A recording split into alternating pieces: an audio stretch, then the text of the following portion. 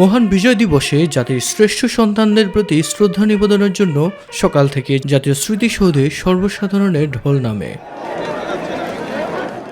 দেশের বিভিন্ন স্থান থেকে বিভিন্ন রাজনৈতিক, সামাজিক, সাংস্কৃতিক সংগঠন সহ সাধারণ মানুষ শ্রদ্ধা জানায় দেশের জন্য জীবন দেওয়া জাতির শ্রেষ্ঠ সন্তানদের।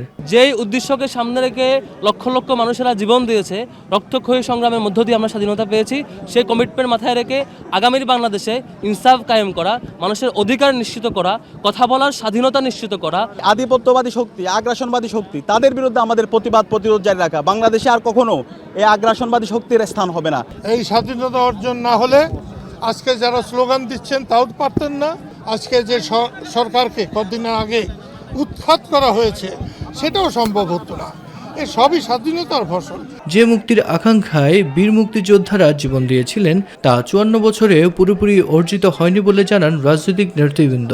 মুক্তিযুদ্ধের চেতনাকে জাগ্রত রেখে ৯০ এবং ২৪-এর গণ-অভ্যুত্থানের আকাঙ্ক্ষাকে সামনে নিয়ে আগামীতে ফেব্রুয়ারিতে যথাসময় যাতে অবাধ গ্রহণযোগ্য নির্বাচন হয় সেই পথে আমরা এগিয়ে যাই। সামনের বাংলাদেশ হবে বৈষম্যহীনতার বাংলাদেশ, সামনের বাংলাদেশ হবে ঐক্যের বাংলাদেশ, সামনের বাংলাদেশ হবে সার্বভৌমত্বের বাংলাদেশ, সামনের বাংলাদেশ হবে সমঝোতার বাংলাদেশ।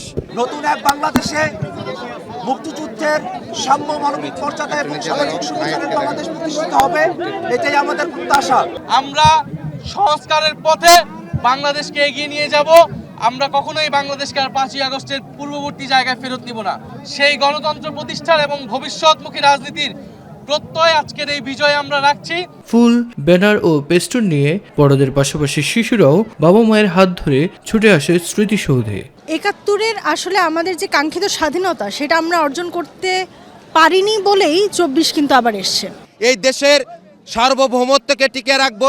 কোনো রাজনৈতিক কোন্দলের কারণে এই দেশের জনগণ যেন আর কোনো হয়রানির শিকার না হয়। বিভিন্ন কারণে বিভিন্ন সময় গণতন্ত্রটা এই দেশে হোঁচট খেয়েছে, যে কারণেই দেশ সেই কাঙ্ক্ষিত লক্ষ্যে পৌঁছাতে পারেনি।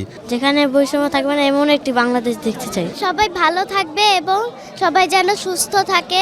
আধিপত্যবাদ দূর করে একটি বৈষম্যহীন, দুর্নীতিমুক্ত নতুন বাংলাদেশ গড়ার প্রত্যয় ব্যক্ত করেন সবাই।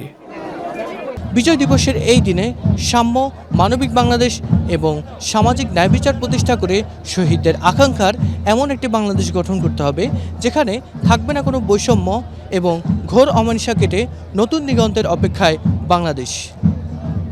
জাতীয় স্মৃতিসৌধ থেকে মিফতাক আলী, মাই টিভি, ঢাকা।